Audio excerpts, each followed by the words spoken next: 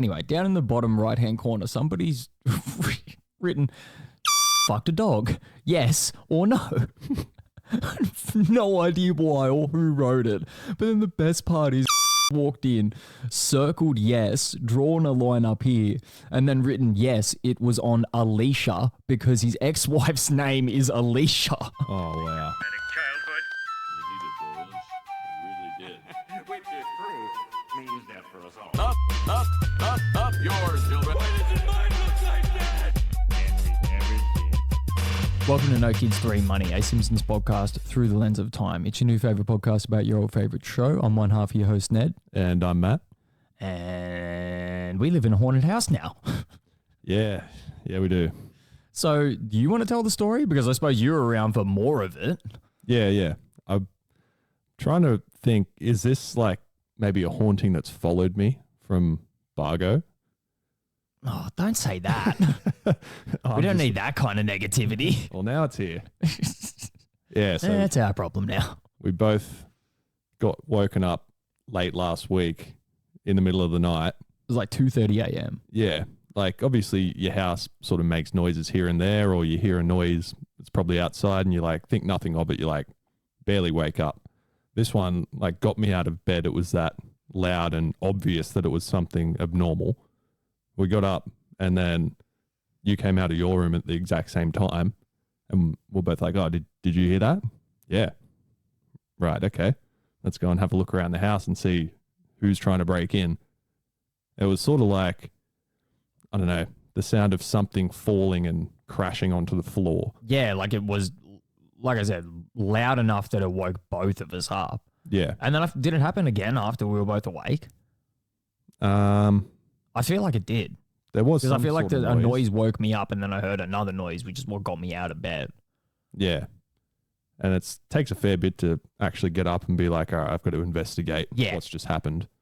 We thought it might have been one of these Picture frames falling down. that have fallen and broken on the ground, but alas, thank God, nothing. Oh, no, it's much worse. It's just a masked stranger. Geez, that's a hard word to say. Masked. Anyway. Yeah. And then the second coming of that was when you were at work. Your mum was home, but it was... Like 2 or 3 nights later? Pretty much at the exact same time in the morning? Yeah. So my door was open because the cat was sleeping on my bed. And initially I thought it was the cat jumping off and hitting something and fucking off real quick. But as soon as I woke up, I looked and she was still laying there. So then I got my phone's torch and shone it out into the hallway and it just blinded me. Like obviously going from darkness to light real quickly hurts. Didn't think of that. I'm like, all right, now the killer's really going to get me because I can't see. I've given you more of an advantage. Yeah. Now you know I'm awake and home. And definitely groggy. So got up just straight out into the hallway in my undies, like looking around, looked at the microwave. It was like 2:00 in the morning. And then I heard another noise that was like even more obvious that it was something in the house that wasn't meant to be there. And it sounded like the fly screen being taken off a window and then someone stepping through the window and walking on the floor. And it was coming from your room and your bedroom door was closed, which your mum had done earlier in the day. Which makes zero sense because my room is like, you would probably say elevated like a story. Yeah. Like above the ground. Yeah, it'd have to be like Daryl Strawberry breaking in. Yeah. For that to be plausible. Oh, it's Shaquille O'Neal. Yeah. Hey, buddy. So yeah, I fully like braced No, I don't want to myself. listen to a Speed album. I fully braced myself opening your door to be met with someone in a balaclava. Thankfully, that didn't happen. And then your sort of wardrobe doors were slightly ajar as well. I'm like, this isn't good. So then I just sort of pushed them so they closed so no one was standing behind them. Yeah, no one there. And then heard another noise on the sort of little staircase near the laundry. And it was like someone sort of rattling the doorknob / walking on those stairs. And then I just went back to bed. I'm like, yeah, I'm not going to go outside. Yeah. I'm good. Wise choice. Yeah. And then that was it. Yeah, so that's fucking great, isn't it? I really wish you hadn't made that first point. Yeah, you're welcome. Yeah, thanks. We'll Thanks for elaborate that. on that another day. Didn't want to sleep ever again. It rolls us nicely into the first ever Treehouse of Horror episode. Yeah, Season so 2. we didn't describe what we have up the top of the show for the people. Oh, yeah. We're Yes. doing a show. Yeah. Yeah, this is a podcast about The Simpsons. Right. So what have we got this week? Season 2, episode 3, Yep. and season 10 and 20, episode 16. Yep. Yes. Getting through it. But like we said, this is the very first iteration of the Treehouse of Horror episodes. Yep. And interestingly enough, the first one kicks off with a haunted house. And it's actually creepy. Yeah. More so than like funny, which is strange for the show. Yeah, it was weird, wasn't it? Yeah. Really Anyway. resonated badly with us. This couldn't be worse timing. Yeah. Life with the Simpsons. What choice do I have?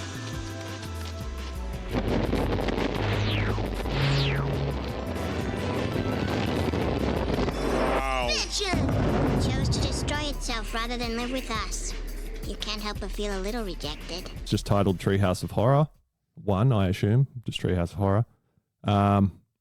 It's not as long as a overview as I would have liked, but it's really hard to do that for a 3-segment episode. It's kind of hard to make an overview for something that has 3 separate stories. Yeah, I did write a little bit more into it. So the synopsis reads, on Halloween, Bart, Lisa, and Maggie sit in the treehouse and tell scary stories, which is the only time a Treehouse of Horror episode starts in the treehouse, which I thought was pretty cool. Homer, who had just come home from trick-or-treating, eavesdrops on them. The 3 sections consist of Bad Dream House, which is based on the Amityville Horror, and Poltergeist. Hungry Are the Damned, which sees the family abducted by Kang and Kodos and we're going to be taken to Rigel 4. And then the third segment is The Raven by Edgar Allan Poe. Right. Yep. And my first note is that the warning at the start of the show was only used for the first 4 Treehouse of Horror episodes because it just got too annoying for the producers and writers to make, essentially. But, well, the question that we were all sort of asking before, well, as soon as we saw it, was this first, like, PSA that you could call it, Yep. supposed to actually sort of be there and not a joke as opposed to what the other ones turned into? Yeah. So they were actually trying to warn families that it was actually a particularly scary episode. Yeah, because there was, like we mentioned up top, there was some creepier elements to it. Yeah, it had the adverse effect, so it made the episode more attractive for kids. So when you say something's going to scare them or isn't good for kids, they're going to be like, all right, yeah, we're definitely watching this now." 100%. Yeah, just more enticing. And then that entire warning segment was a parody of the 1931 Frankenstein film, which I haven't seen, but Well, there was a PSA warning before it. yeah. Really? Mm. Interesting. So I don't know they ever would have bothered with that kind of thing. It's nearly 100 years old at this point, that movie. Jesus. Like this point in time right now. Still would have been old back then. But Yeah. But that's that's interesting. Interesting that that's even a reference. I thought that was just maybe something that they thought of doing. yeah, no. Yeah. Pretty much everything The Simpsons do in the first couple of seasons is referencing old films or literature of some kind, Yeah. which is And nice. then I don't know, it seems kind of weird to me that what do you mean they found it annoying? It must have just been too time consuming for them to come up with something new each time. I suppose, but then if you still look, every episode still does have some form of like intro sequence, you would say. Yeah, but it's not like a Marge spiel. It's not a Marge spiel or it's not particularly a PSA, but it is also usually used in some way, shape, or form of being like, this is a Treehouse of Horror episode. Yeah, I think they use the tombstones quite a bit still. That's always in the intro sequence. I think so. And speaking of the tombstones, that's like my second note after the Marge PSA thing. Did you read any of the tombstones? Yeah. The last one says disco. Disco, yeah. Disco's dead. There's a couple of names in there. I can't quite recall what they were, but nothing too funny. That was kind of moving too fast for me to bother going back anyway. Yeah. Also interesting that it was like one of those, like you said, it was the only Treehouse of Horror that actually happens in a treehouse, but it was interesting that it was like the intro sequence just actually physically goes through the graveyard and pans into that shot of the Simpsons house, as opposed to every other one sort of being like they use that sort of style of intro, whether they use the graveyard or whether they use some form of animation while they're rolling the credits. But after this point, they tend to just sort of cut straight to title sequences. Yeah. Whereas this is one of those, it's like I mentioned before, it's like even though they moved away from the PSA sort of thing, they still have like an intro to the episodes per se. So it was cool to see both of those things sort of back to back. It's just nice to like see this like first iteration of it kind of thing. Yeah. And then how it sort of progressed over the years, because it does, as much as it is The Simpsons, it does sort of exist in its own little category because of the way that the episodes are structured, and they do end up slightly different in a way because of the way that they're like constantly referencing certain horror movies. So they maybe have to give certain characteristics of like the actors that played them to the characters that they have. Yeah. If you get what I mean? Like that's very heavily shown in the like the third little short story of this first episode that we have here. Yeah. But anyway, let's move on. Okay. I felt the animation for this episode was really good, mainly for the third part of the episode. So when we get to that, I'll cover that more. But yeah, I liked seeing it sort of flow together much nicer. Like comparatively, the first couple of episodes of season two have been quite good as well, animation wise. But this one has been the best so far, in my opinion. Yeah, I can agree. Yeah, there's different, like, they're playing with a lot of different color schemes, obviously, because there's, like, horror themes happening. Yeah. And I think that's why it's more fantastical elements as well than what you would have seen in those first two episodes of this season. Yeah. And, like, the introduction of... Every fucking time. Why? God. Oh, it's so good. I'll learn someday.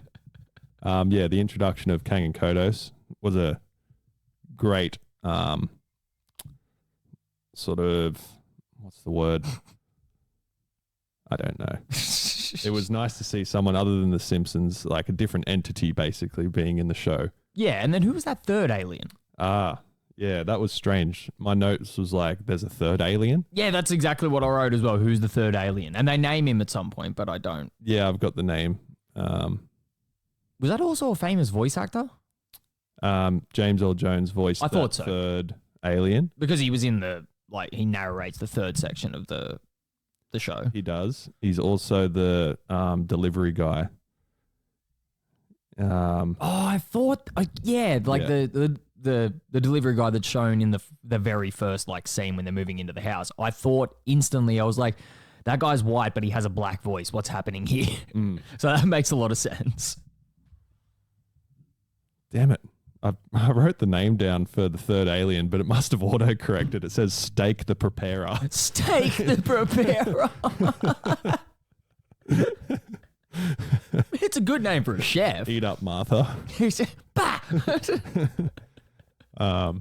Yeah, I think the narration type voices for this episode really made this episode stand out as well. Like the narration for the house talking in the first segment of the episode was fucking cool. Yeah. Like it added a real spooky element One to of those it. creepier elements. Like the first couple of things that it says are actually sort of like scary before it ends up being turned into a bit of a joke. Yeah.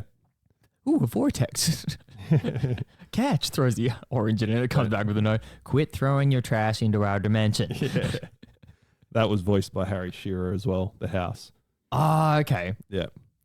I like that the house is obviously in control for the majority of that segment until Marge basically stands up for the entire family.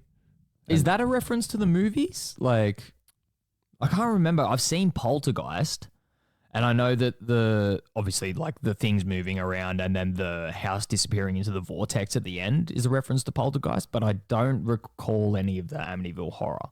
I think I only watched like maybe the 2000-ish reiteration of Amityville Horror. I think it had Ashton Kutcher in it. Isn't that supposed to be some form of a true story?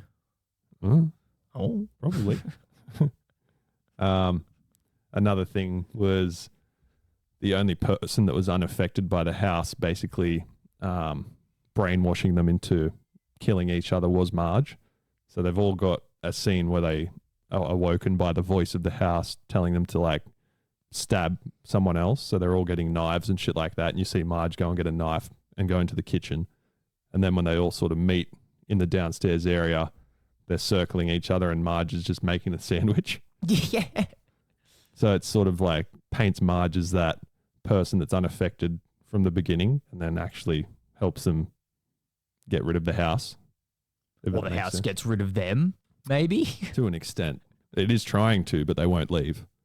Until they, Forcibly. not forcibly, they have a conversation. No, that's right. Bart starts fucking with it.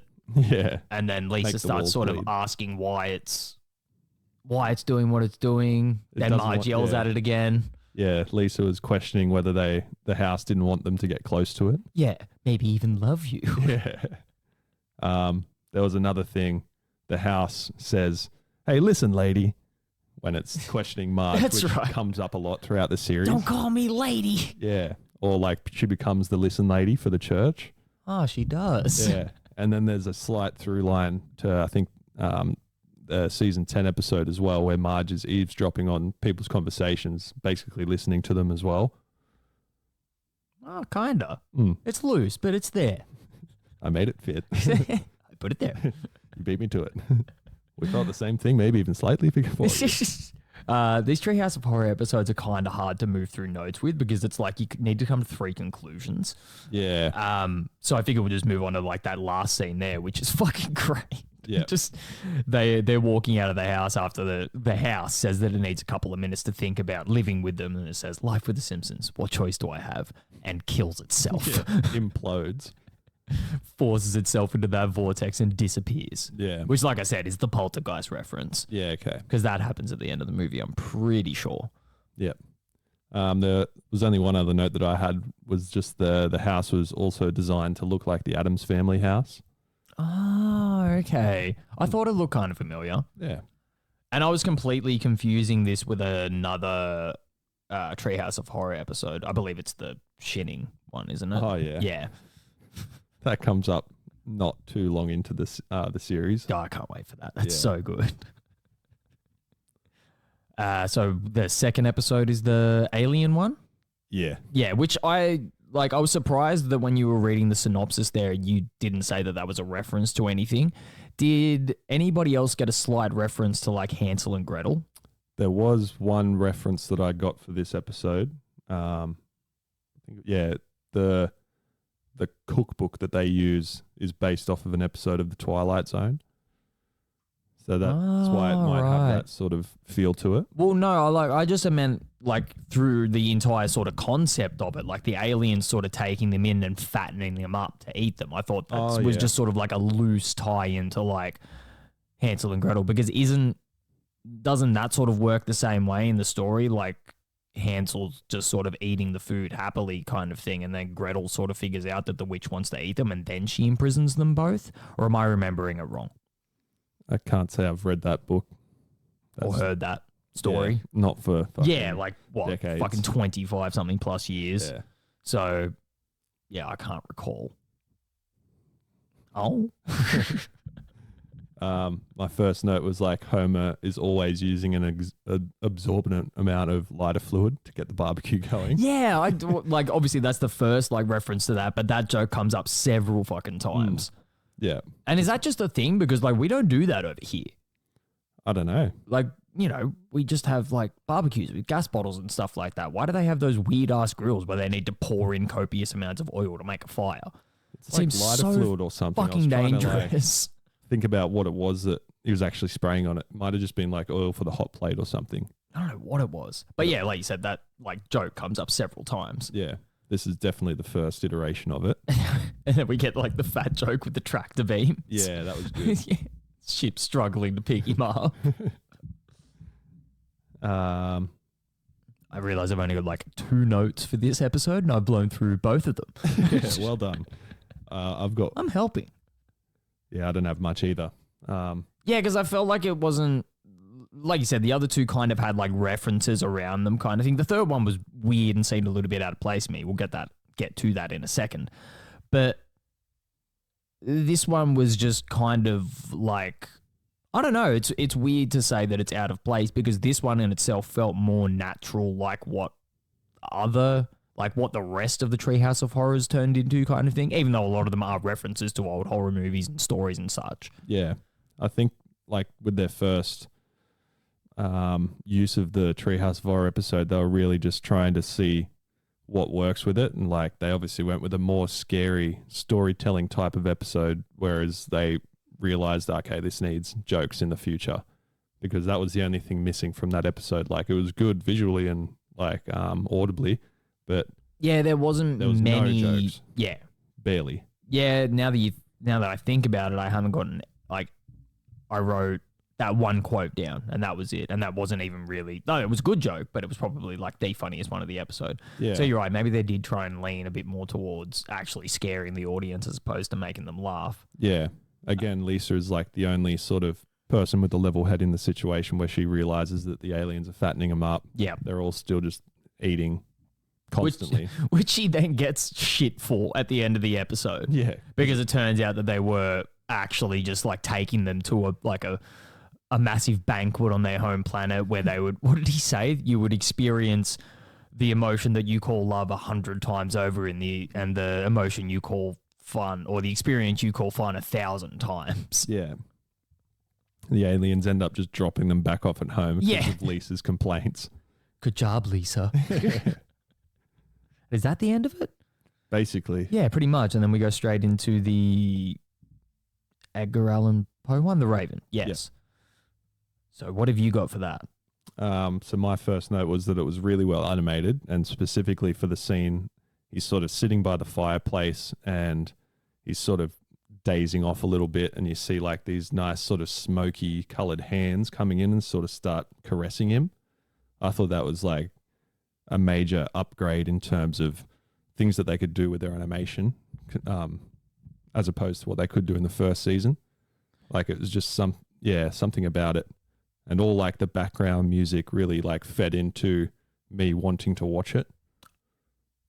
I think the main note that I took away from that part of the episode was I feel like maybe because they angled it like you need parental supervision for this episode, because obviously it would have been advertised prior. Maybe they put this in the end to try and like cater to a bit more of an like intelligent audience. Because as a kid, you would have had no idea what The Raven by Edgar Allan Poe was. Like, admittedly, I've still never read it or seen it. Yeah. I don't know. It's just a book, or is it a movie, or... Okay, it's a poem. There you go. Well, obviously, yeah, it's written in that poetic structure. It's the first thing that's ever gone wrong. That would be the complete dozen.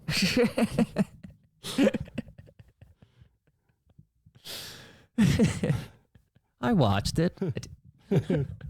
Oh, man. Oh, that was so fucking good. Obviously, James L. Jones is the narrator. Fuck, he's got such a smooth voice, man. Yeah. So nice to listen to. Yep. So he was he was basically reciting the poem, and then Homer was reciting it in the episode type thing. Chiming in and like saying the like bits that would be like personal speech. Yeah. And I didn't write this down, but Dan Castellaneta did like a really good job. It's not something that you often see him having to do, is like putting a lot of like emotion consistently into Homer's voice, because usually he's just sort of like aloof and confused. And it does build up quite nicely. Yeah, it's actually like nicely, not that I don't think any of them are good actors kind of thing, but it's like they don't really have to flex those muscles so consistently, because a lot of it's sort of given to you with that kind of style, I would assume. Yeah. It's kind of like you've got all of your notes of like, this is supposed to be delivered angry, this is supposed to be delivered like this kind of thing. Yep. Another note I've got, which is my last note, this is the first episode to have the music composed by Alf Clausen, for which he was the sole composer between 1990 and 2017. So he's put together the whole score for the episodes from here on out. Hang on, wasn't there somebody else that's like famous for all the Simpsons music? That Alf Clausen? No, somebody else that I'm thinking of. Alf? Pog form? Stop saying Alf. Now you're saying Alf an awful lot. Yeah, I don't know. This Yeah, guy's- fucking no. There's like somebody else like synonymous with the fucking with not only like the Simpsons theme, but a lot of other. It's maybe just the scores. So like the music Okay. that's played Okay, throughout. right. So the episodes. arrangement as opposed to yeah. So he's the guy that does this. The dual Harry Potter one. The double wizard. Yeah. Yeah. Okay. D-Wiz, as he likes to be called. Change the channel, March. Well, yeah, I actually don't have any other notes. I've already once again spoken about my last note for it. It just seemed like they were trying to cater to an older audience with this, and maybe they've like I enjoyed it for what it was, kind of thing. But I think they once again came to that conclusion at the end of the episode that it's like, oh, we need to sort of still angle this within the frame of the show around it. Because, yeah, like you said, this one was a little bit, they were trying to angle more towards scary. There was a couple of jokes and like little gags and stuff, like Homer stopping and watching all of the kids like sequentially walk through with like smaller knives and stuff like that. Yeah. But there wasn't a whole lot of like written jokes actually in the episode. What did it say on Homer's shirt again when he was cooking the barbecue? Oh, Italian, like, Italian mafia something or other. yeah, it was like something like Italian mafia, like property or something like that. Property Yeah. of the Italian mafia or something like Yeah. that. Which was strange. Yeah, I don't understand that because there'd been no reference to him. No. So maybe Having- it was just like a... Had the mobsters even been introduced at that point in time? Now that I think about it, I haven't seen them. No. I haven't seen Fat Tony No. or even had like mention of any of the mobsters. No. Kind of thing. Because if you really think about it in the context of the show, they're really like, I don't know, they're kind of shown in conjunction with a lot of, like, not a lot, but like certain other characters like Quimby and stuff like that. Have we even seen Quimby at this point in time? Because they'll still be in the process of introducing a lot of these characters. Like we've seen people like Skinner and Krabappel and stuff like that because they've started to look at like the scenes that they're placing these people in. Like for instance, like with Bart and Homer and such. Like you're placing Bart a lot at school and then Homer a lot at the nuclear power plant. So you're sort of starting to not only flesh out the other characters that you've already established around them, but sort of picking like, okay, we need to maybe like put 2 or 3 other ones here that are consistent characters. Yeah. Like they bounce off of each other well. Yes. Yeah. Yeah, it hasn't been heaps of characters introduced, which I think is good. And the only, well, I didn't write it down, but the only other note that I did have for this episode is Homer's voice kind of, with the, like the nature of, especially the third part of the episode, him putting a lot of effort and emotion into his voice, but also the first part of the episode, his voice was kind of straying between what it like turned into in the later seasons, which it sort of was in the first 2 episodes of season 2, and then like a little bit back to that weird sort of tone that it had in season 1. Yeah. As soon as he started talking in the episode, I sort of noticed that as well. Yeah, there was a little bit of like him sort of like going back and forth, which obviously he hasn't completely nailed down the Homer voice, as we all know and love, yet. But so that would probably be why. But it was just weird for me to see him sort of getting like closer and closer and then regressing that step. Got anything else? Lisa, what's your favorite movie? Until you taped over it, The Little Mermaid. That's right, The Odd Couple. So meet your comically mismatched roommate, Bart Simpson. I'm gonna make your life a living hell.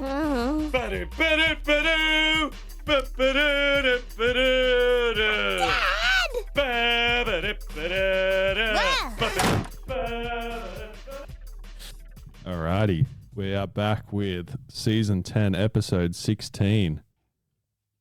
I forgot to clap, didn't I? No, I'm chewing. Huh? I said no, I'm chewing.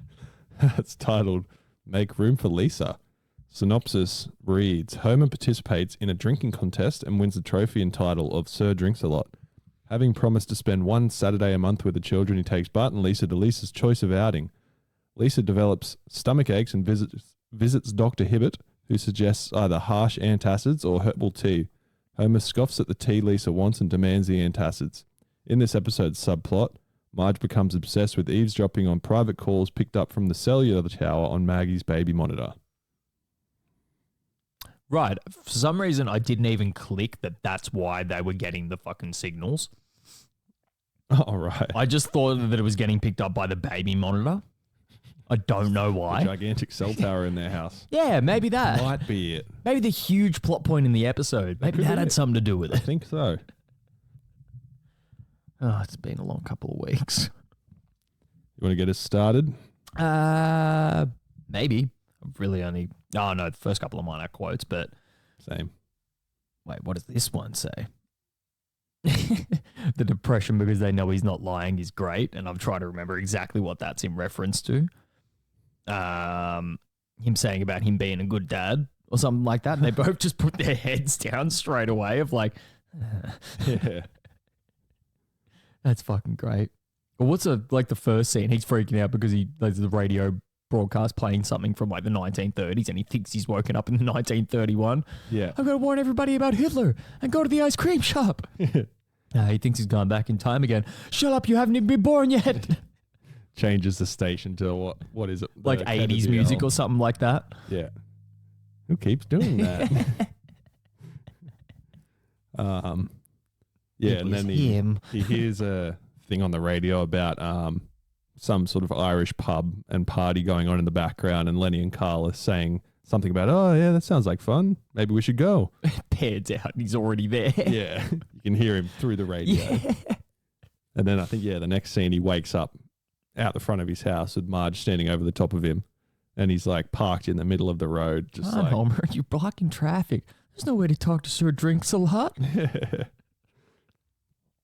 And then, I think the next scene, they go into the kitchen and he's basically sober again. No, it's that like fucking through line. As she's carrying him inside, he goes like, hey, Marge, what's your favorite radio station? And then it like goes through like the cut of him obviously like sleeping or having coffee or a shower or whatever. And then it just goes, so Marge, what's your favorite radio station? Oh, my first then the kids walk in. Okay, we're ready. Hey, that's great. It just turns back around. Homer, you promised the kids you'd take them out one weekend a month. And then it's Lisa's turn to pick. Yeah, he's just fucking audibly groaning at everything she says. How about, she hasn't said anything yet. It's half the work of a divorced dad. Yeah, but it's twice as much as a deadbeat dad. Just for that, you get no dessert tonight. Trade you my next turn for your dessert. Deal. Don't.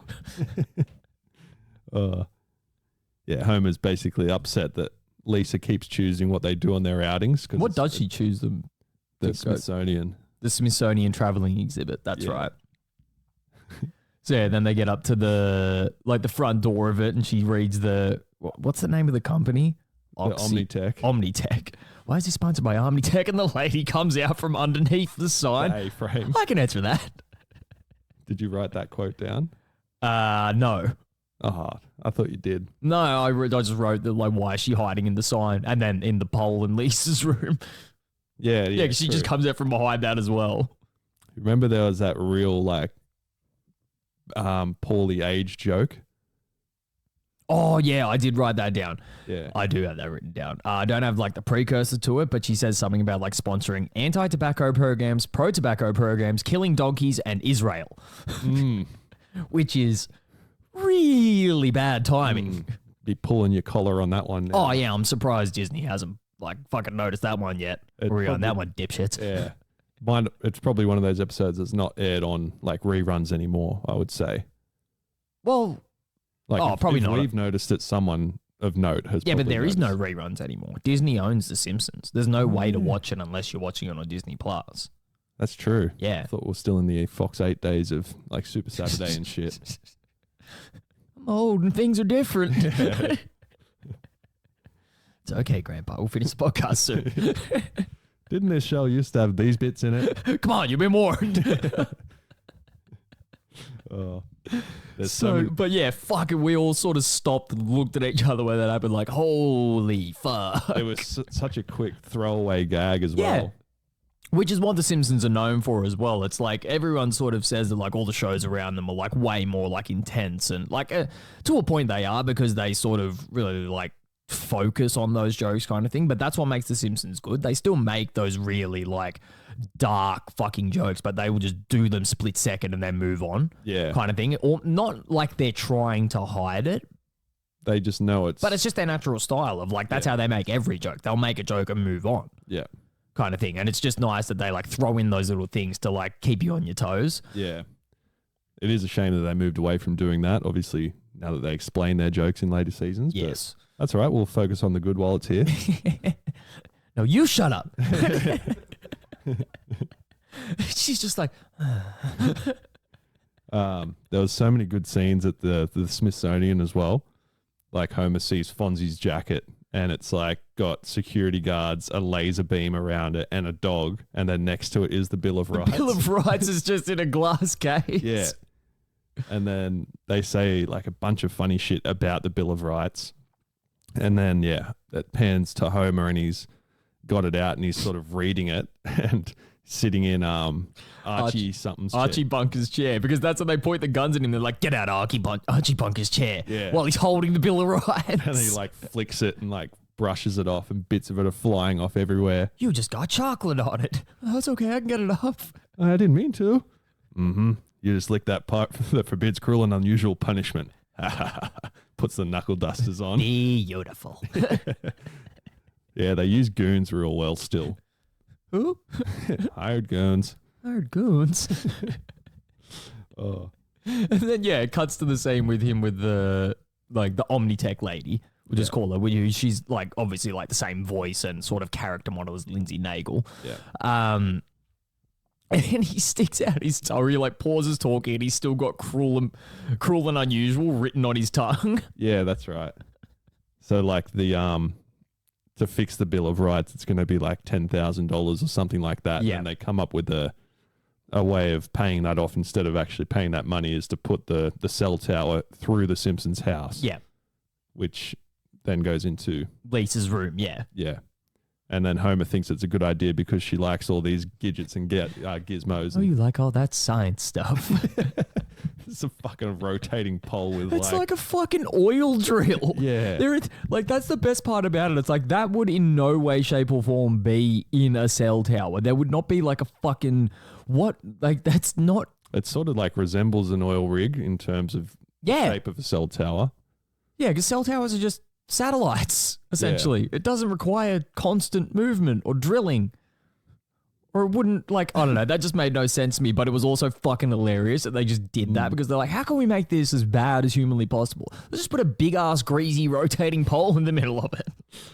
The one member of the family that's actually going somewhere and needs her own space to do homework and everything like that. The only potential success. Well, pretty much any, future fucking iteration we've seen of The Simpsons where they tell stories in the future. Isn't Lisa either respected lawyer or President. literally the president of the United States? Yeah.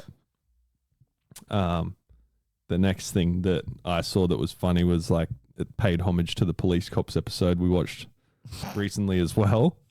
And Community. communication, unity, community. No, it's just Yeah. Wonder if they ever do that again, the combination of two words together and... because it's happened 2 weeks apart now. Yeah. I'm getting better. Well done. I can count, Miller. My next note is, did Homer eat an entire tub of just mayo? Oh, It's what is he? What is got that it in? here. Because there's 3 separate parts. yeah. So this is a little bit after... We'll come back to it. Lisa and Bart have to share a room, but that scene that you were just talking about was, Homer, we're picking up cell phone calls over the baby monitor. Ooh, anything spicy? Ah, that's not the point. We should report this to an Omnitech care rep. People's privacy is at stake. Great. I'm going to go eat mayonnaise. That's right. Yeah, I skipped ahead, didn't I? Because we got the fucking Lisa. What's your favorite movie? What does she say? I've got it here. The Little Mermaid. That's right. The Odd Couple. I just want to pay a quick shout out to my brother Mitch. His favorite movie is The Little Mermaid. He's 37 years young. He just keeps singing. Oh, You're making me stay in Bart's room. Oh, I'm going to make your life a living hell. Yeah, then we get the scene of him saying he's eating mayonnaise. Then he comes back upstairs and throws the empty tub on the bed. Oh, because what's Bart doing? He's squeaking his chair. Yeah, he's sort of, Lisa's trying to study and he's just rocking back and forth and it's obviously distracting her. Bart, stop squeaking that chair. If you need something to do, click this pen. Okay. It looks like fun. Want a race? Just couldn't be more fucking annoying, like you said. Then she goes downstairs and she's trying to study and fucking walks into the room and explains how the pen race went. Yeah. And how unbelievable it was that he won because Bart essentially stopped doing it. Yeah, because he's just like, this is dumb. Yeah. And Lisa's explaining that she's down there to get away from noise and such. And he's trying to get her to watch a movie with him and things like that. Oh, are you mad at me? That wasn't your mayonnaise, was it? Oh, fucking hell. Which is when she starts to develop the stomach ache, right? Yeah. Yeah, soon she goes after into that. the next room and Marge is listening to I think it's Lenny and Mo. Lenny and Mo, yeah, talking about who... It's Groundskeeper Willie. Groundskeeper Willie ordered a mail order bride but didn't pay the postage fee for her. So she's still in a box at the post office. Yeah. And he's like, you want to go down there? And then it just cuts out. Yeah. And then she also... here's another conversation which leads me into this part of the show. Our game shows are a little different from yours. Your shows reward knowledge. We punish ignorance. All right, I press the button. I go first. Okay. What do you got? So this was one of the other conversations that Marge hears, but also visualizes.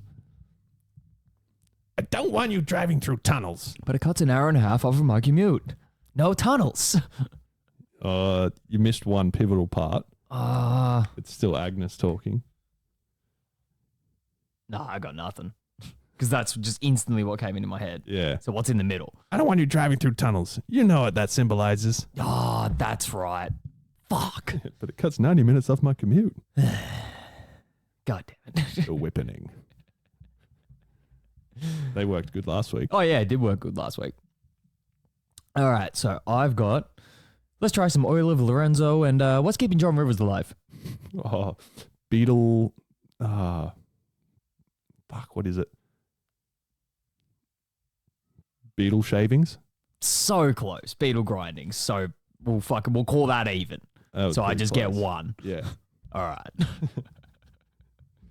Because it's like, it's a form of the word. Why not? True. Fuck, that was good. Just beetle grindings. Then she just moves on. Yeah. Which also sort of naturally leads us into like the next two scenes, which is quite nice. Yeah, she goes to Dr. Hibbert and he prescribes her a bunch of like herbal medications like you said up the top of the episodes. And Or harsh antacids. We'll take the harsh antacids. Nothing's too good for my little girl. When she's clearly like... excited overjoyed. about the herbal stuff. Yeah. Because she's quite a spiritual person, as it's been shown. I wonder if she's already a Buddhist at this point in time. Oh, probably. I can't remember whether that's already happened or not. Yeah. Season 10. Lick out. Lick out. Oh. God, that one hasn't come up yet, actually. Like that quote itself. I'm surprised. Yeah. It's pretty much the first time it's been used. Yeah. Then they go, Lisa and Homer go to that store called Karmaceuticals. Yep. Yeah. Which is obviously a wordplay on, or not wordplay, but like Kama Sutra-esque, which was in the last week's episode. That was a Valentine's Day one, right? Yeah, it was. With the Yeah, you're Kama right. Sutra getting thrown out. I realize I haven't actually got any notes for the rest of the episode. I've got one good quote that comes up. So after they go through that scene of like buying all the random shit, they settle on going in the sensory deprivation tanks. Mm-hmm.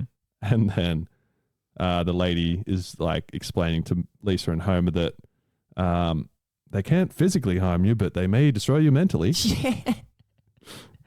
That was great. Then he tries to reach for the magazine. She slaps his head and puts Yeah. the cinder block on top of it.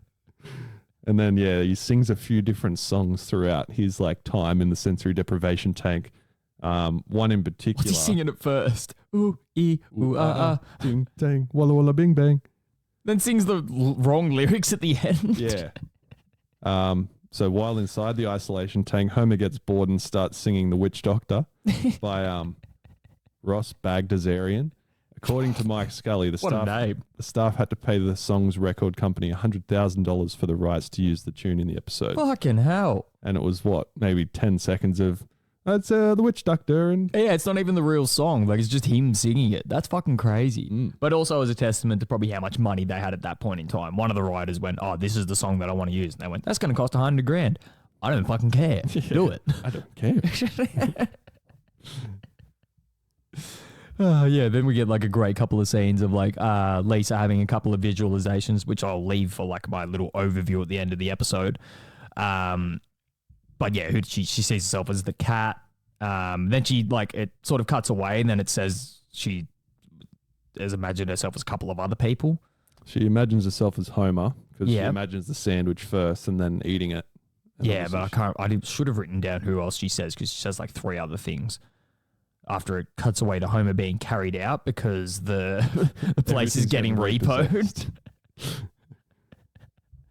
How about we just discuss You gotta this? live with your knees. Nah, I got health insurance. Yeah. Oh, Yeah, what did she say? How about we discuss this over a glass of... over a pot of some sort of tea. Yeah. The teas are already packed in the van. And he's floating the crystal over him. Yeah. And then the fucking pod falls out of the truck. And that falls straight in front of the Flanders car. Yes. Rod, get Daddy's burying shovel. Yay! They think it's a coffin. And then he's, buried, then falls into the sewers, Yeah. then goes into the ocean. Gets shot out. Yeah. Washes up onto the beach and Ralph finds him and then... Hey, a whale egg. I wish these companies stop dumping their trash in the ocean. Those permits aren't hard to get. Yeah, it takes it back and it's like he's never left. Crime doesn't take a vacation. Then it cuts to the mobsters with their guns and boots on, throwing the ball on the beach. Hey, not so hard. You'll pop it. Oh, that's good. He's had a few good lines recently. Yeah, pretty much every scene that he's been in lately is fucking great. Yeah, which I think was this one. Nope. Let's go. None of them. And we Oh, no. Oh, no. You're not mad at me, are you? Yeah. It was there. It was there earlier. Yeah. It got moved. Damn it. And then we get a good scene of Bart teaching Marge a lesson of not eavesdropping on conversations. And Yeah, so once again, I'll just sort of read this out now, maybe. Yeah. The whole like overview that I took from the episode is Lisa's character is always shown to be relatable in some way compared to the other characters in the family. Just trying to exist as a bit of a black sheep in her family as well as society due to her independence and intelligence, also shown in the second story of the first episode, where they're sort of, giving her shit because she fucked up the whole like aliens taking them to that good planet or whatever. Yep. But does this lean her towards being a bit selfish sometimes as she can't see outside of herself, as we're sort of shown at the end of the episode? Bart also is once again shown to have some form of moral compass, as twisted as it may be, in the way that like he does teach his mum a lesson, but he does it in like the most fucked way possible. Which is hilarious. Like Bart says to Milhouse, "You want to have some fun?" There's a massive pause. Okay. And then they devise the plan of sort of crashing the baby monitor feed so they get like a juicy story to tell Marge. And I actually, now I've just clicked, there's a through line of the name Muggsy. I think. Because doesn't he say something about like Muggsy? Yeah, that's Maggie. That's what he calls Maggie in the season 20 episode. Yeah, but isn't that who he's like calling as well? Who Bart's calling. Yeah. Oh, Pretending to call. I didn't catch it. Maybe. I can't remember. Oh, maybe that's what he calls the cow. He calls the cow Bossy, maybe. Anyway. Yeah. Anyway. So Bart comes up with the plan of being like an escaped convict of some kind. Which he just portrays himself as like a 1950s fucking mobster. Yeah. Right, see? Yeah. And then ends up pulling up out the front of a house. This one looks nice. 742 Evergreen Terrace. And Marge is shocked and sort of waiting at the front door. And then Bart's sort of going through the scene further and saying, now I'm going to open the door by twisting the handle. And Milhouse is walking. I gotcha, Mrs. Simpson. Smashed on the head with the baby monitor. Oh, you really clocked him, Mum.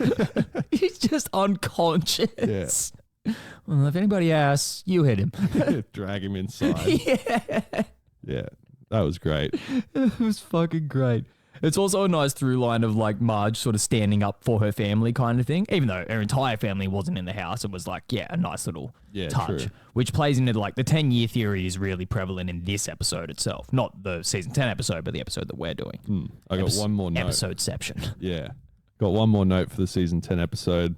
Nobody reacting to the guy getting hit by the bumper bar. Yeah. And here comes the ambulances. Yeah. But just the fact that he gets hit by it and he's unconscious. The person next to him is just like staring straight ahead. And then the guy next to her just goes like, and then keeps looking ahead. Yeah. No one cares that this man is being violently injured. Oh, yeah. So good. Oh, it's just like Simpsons gold. Yeah.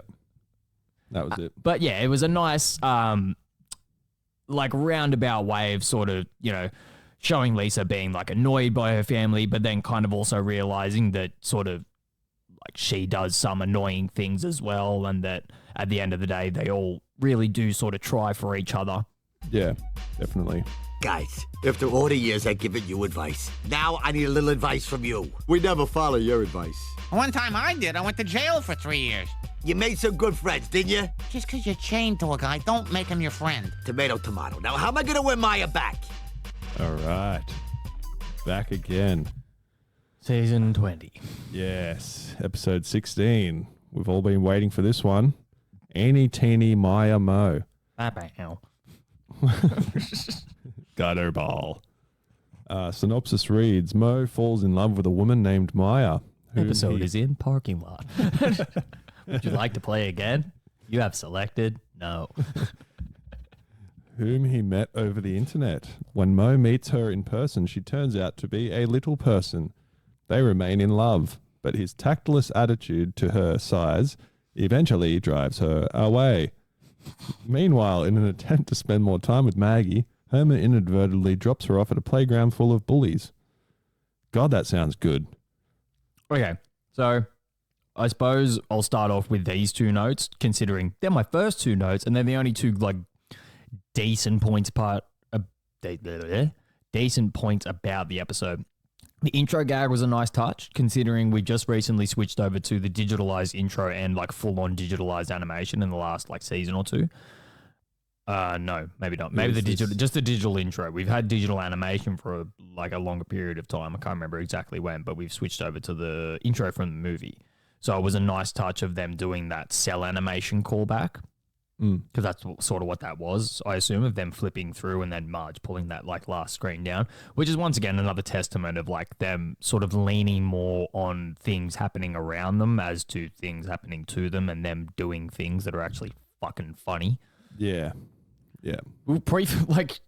I made that comment a couple of weeks ago now of like trying not to come into these episodes with any form of prejudice, but this episode just made it really fucking difficult.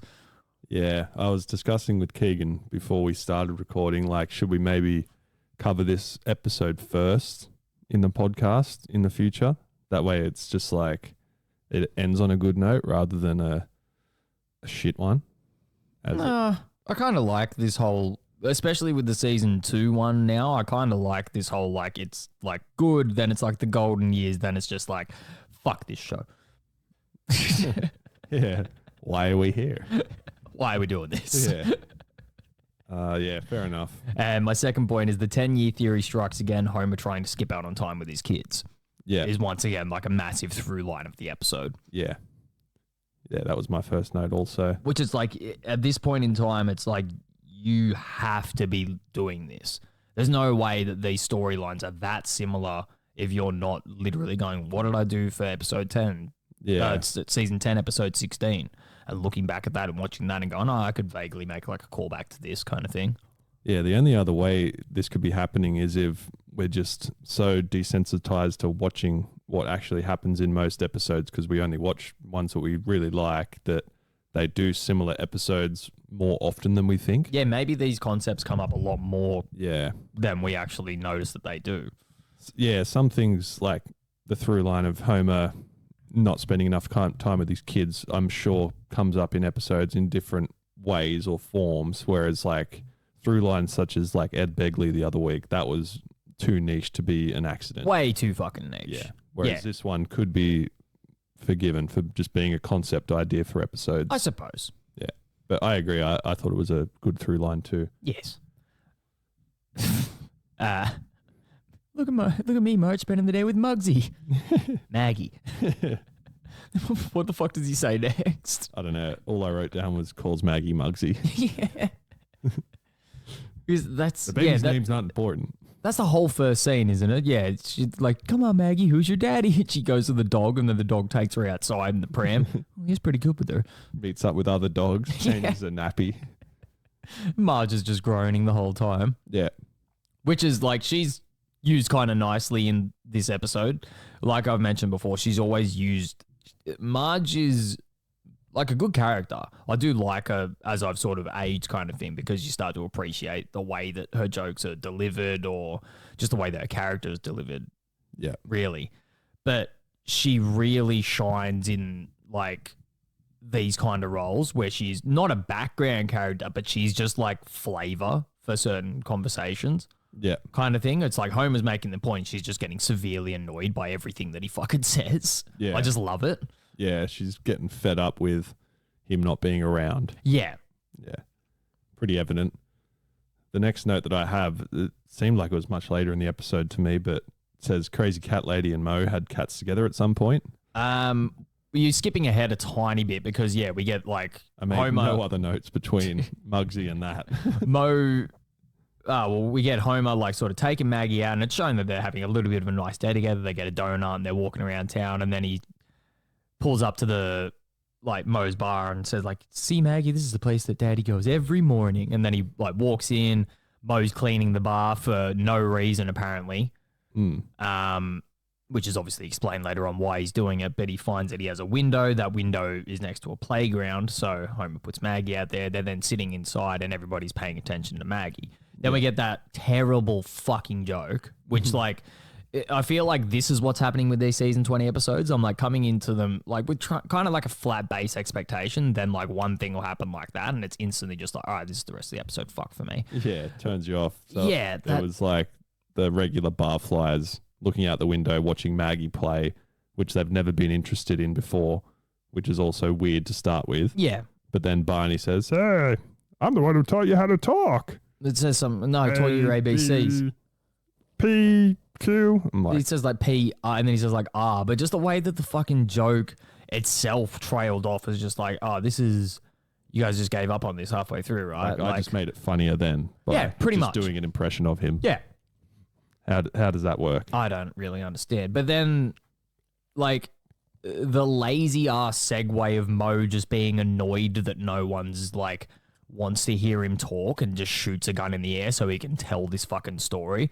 So they could have made a better like through line to that.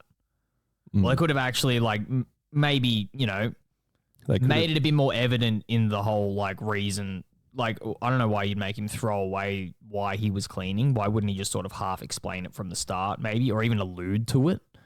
Would have been funnier if they like reused his gun from the Cartridge Family episode. Remember how he brings that gun and it's got like 4 guns on? That's how with a few simple adjustments you can turn one gun into 5 guns. Yeah. It sort of looks like a fucking clothesline of guns. Whoopsie. Sorry. Yeah. It's Bart. Blowing holes in the roof. Again, we'll fill season 20 with as much good times as possible. Oh yeah, callbacks to other better episodes. So yeah, then Mo explains like the whole like sequence that he went through of meeting this woman online, which yeah, we get that scene where he was obviously dating the crazy cat lady and they had cats together and she starts throwing kittens at him. Yeah. Anyway. So they were at the library using the internet at the library and Mo's telling her a knock joke. This is the chick he ends up meeting. Yeah. And she likes the joke for whatever fucking reason. And then they're sending photos of each other to one another as well.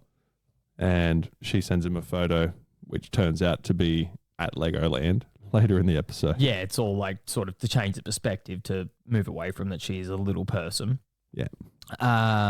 So yeah, he tells this whole story with the purpose of being like, she's coming here tonight, or you guys get out. That's why I was cleaning. Mm. What is he? There's a couple of like weird things that he does. He pours the beer on his hair and then like, puts the foam into the pickle jar and splashes mint schnapps under his arms. Yeah, it's basically his version of showering. Yeah, which is, you know, Mo's always just been shown to be a fucking degenerate. It does fit. Excuse Mo me, quite are you well. Drew Barrymore? What? Get out of here. Sorry, Mrs. Barrymore. What? That episode rings a bell. I can't recall exactly what happens there. It's when Bart's selling maths to movie stars' homes. Oh, that's right. Because the Hollywood people are in town. Yeah. Or the Santa's Little Helper episode. It's like, come on, give me back my floor. Until you pay your payments. Come on, the customers are walking around on the pipes. That's right. Told you got to pay your bills, but I don't want to. He just walks out. Yeah. Anyway, no, you go. I was just going to say the next good scene that I remember was them going to dinner. This is Mo and Maya, that is. Yeah, once again, you're slightly skipping ahead because I just wanted to mention he opens the door. It's, you know, sort of the joke that is made in every movie with a little person, I assume, in it. The taller person is looking out into the middle distance, seeing nobody, then looks down and he sees Maya, who's cartoonishly fucking little, even for a cartoon that I mentioned, which makes it weird later. But he quickly realizes that he's got a sign up that says dwarf tossing on Fridays, and then sort of clicks as well and goes and throws away a copy of Little Women, which is a nice callback to the homeless shelter scene. Yeah. Mall's always closed on Wednesdays. Yeah. He's reading Little Women in the corner to a bunch of homeless women or homeless They men. were no longer little girls. They were little women. He's crying. That scene, fucking fantastic. So fucking good. And that's pretty early as well, isn't it? Yeah. Relatively, anyway. So yeah, we get a couple of scenes of them hanging out. They go to dinner after that, yeah, don't they? Yeah. And Maya is sort of wondering why she never meets any of his friends and things like that. But yeah, the dinner scene, they go to Luigi's and Luigi only sees Mo and he says, table for one, facing the wall. I thought that was good. Oh, she's so beautiful, but why is she so far away? So there is, like we said before, there is little flashes of moments kind of thing. But like I mentioned last week, there is good jokes in this. I laughed out loud at one of the jokes later in the episode, but a couple of good jokes doesn't save a shitty, lazy premise. Yeah, it just leaves a bad taste in your mouth. Like certain scenes that, as we've said before, go on too long. Yes. And they just explain a joke that doesn't need explaining and things like that.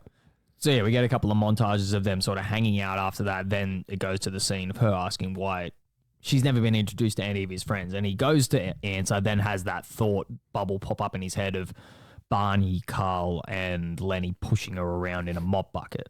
Which she's smiling. She's smiling and laughing and then gets pushed out into traffic, which we all thought, all right, the joke ends here and it's fucking great. Then Lenny looks directly at what would be the camera and just goes, yeah, that's what we do. And it's like, why? Why did you have to fucking add that? So once again, like an audible fucking groan. Yeah. So, fuck me. Just leave it. Yeah. Just leave it at that, please. No, they have to taint it with season 20. Yeah. Told you before. There's very little meat in these episodes. Homer, you knucklebeak. Yeah, I've got... there was one other thing before Mo and Maya left the bar was Mo saying he has to get the seat for his car. And she's looking at him like... Car seat? Yeah. Thinking it's a baby seat. Yeah. He actually gets the passenger seat. Yeah, I pulled the passenger seat out to save gas. Yeah. That was quite good. So yeah, he kind of surmises that maybe the only safe place that he can take her to meet his friends is with the Simpsons. Yep. And then probably also, it isn't shown, but he also probably surmises in his head that it's if I get Homer and Marge together, Homer will be normal. Because obviously he still groups Homer in with the rest of his fuckwit friends. Yeah. And yeah, basically straight away when they enter the Simpsons house, we get the most painful fucking scene that I've watched, I think. One of them so far, apart from that fucking the Stupid faces face. in the Skinner episode. You say it. What? Oh, it was just this like weird ass sequence. Obviously, it's like implied that he's going to ask some stupid question about her being a little person. Then he asks her about something about how nuclear power works, and she explains it. Yeah. And it's like, what's happening right now? And then, Homer says that she's a keeper or whatever. Yeah. It's like, okay, I understand what you're trying to do here, but it just wasn't. It felt like a fucking 2 minutes of a Big Bang Theory episode. I was like, this isn't funny. Another show my brother likes. Really? God. I sent him a meme once, and it was, when I think, who was it? Homer thinks of that imaginary like land that he makes, and there's like a sort of tent that someone has to crawl through, and it's Milhouse, and he comes out the other end, and Milhouse goes, "It smells funny in there," and Homer's like, "No, it doesn't." It was a thing, and it was Milhouse going through, and there was the Big Bang on there, and then Milhouse says, "Oh, there was some funny bits in that show, wasn't there?" And then Homer goes, "No, there wasn't." No, there wasn't. Have you ever seen the video on YouTube of it without a laugh track? Oh, I don't even want to put myself through that. It hurts. Yeah. It's fucking painful. Sorry, Mitch. So yeah, I literally had why did that entire interaction at the door happen? Yep. And then my next note is Netflix reference before they were Netflix. Did you get that? I can't remember exactly what it was in reference to, but Mo says something about like keeping his Netflix DVDs and saying that the post office lost them. Because that's what Netflix used to be. It used to be an online DVD service. So it was literally in between, like when video stores really started being phased out, or like towards the end of that anyway, and when streaming services were just starting to kick off. That's what Netflix was. It was just you could go online and order movies from Netflix and they'd get posted to you. Jeez. Yeah. Just burn it. Yeah, pretty much. I assume that's what people were doing back in the Go day. to Pirate Bay. Yeah. Or LimeWire. So many ruined fucking home PCs. Just absolutely fucking destroyed. It's my RAM. These ColecoVisions will rust up on you like that. Oh no, Gil, make the sale, make the sale. So many households worldwide just has the FBI knocking on the door. Oh yeah, so many watch lists. Yeah. I have Maggie saving Homer again. Yeah, that was when the buff Kearney baby. How many kids does Kearney have? I sleep in a drawer. Yeah, well, maybe that's Kearney's kid's kid. I think it's one of my like favorite recurring jokes of just like, how old is Kearney supposed to be? Is he like a 17-year-old that's in the 6th grade or something? Yeah. Because he blatantly has children. Yeah. Yeah, so good. And it's like, if you know anything about like the male reproductive system, which I'm not going to sit here and explain, you need to at least be like 13 or 14 for that kind of thing to work, I believe. There you go. Yes. Which actually, no, hang on. Now that you think about it. Oh, no, he wouldn't be that far removed. Maybe he's just repeated a couple of times. But I still think it's fucking hilarious that he just has like, not only one, but like several different children shown throughout the, 30 years, 36 years now. Yeah. Gross. You thought season 20 was bad. Oh, fuck. I can't imagine. We'll think back to this exact moment in time in like 5 years and be like, wow, season 20 was still bad. It's like the last section of the episodes are just going to be like the movie last night. Just fucking anytime anything goes wrong. So good. Oh my God. If you haven't watched MacGruber, go out there and watch it. Yeah. Fucking one of the best movies of all time. Have you got anything else? Because I've kind of just got like my overview point here. Yeah, I've got a few. There was the sign when Mo was taking Maya home and it had Ogdenville, sort of like it does Springfield. You know how it's like spelt out in letters on the hill? Yeah. Yeah, it says Ogdenville in the background. I didn't notice that. Huh. So that's where she lives. And then Mo presumes that she lives in the tree, in the little hole in the tree. And then there was when they both went inside and Mo proposes to her essentially, and then they make one joke each about her being small, and then Mo just keeps going and going, and then realizes that she's not laughing, and then she says, I stopped having fun about 10 jokes ago. I thought I stopped having fun at the beginning of the episode. A real life through line. I stopped having fun when the intro played. Yeah. He tells me to stop things. And then there was another. Stop that, Mr. Simpsons. There was a good thing that I read. It was like most states that he's a snake handler, and then he has to have his kid handle a snake by the age of 3 or whatever, and she says that's fine. But this was previously mentioned in the 1992 episode Homer the Heretic. So that would be like season 3 or 4. It's also mentioned that Mo's religion is snake handling. Yeah. There is actually a snake handler's religion. We'll have to look that up. Maybe. And we never did. And then also, this episode was the 436th episode of the series, which finally surpassed The Adventures of Ozzie and Harriet for the most number of episodes for a 30-minute TV comedy, animated or live. And then in 2002 or 3 season, in 2002 to 2003, the 15th season of The Simpsons also topped Ozzie and Harriet for the most seasons of a 30-minute show. Who the fuck are Ozzie and Harriet?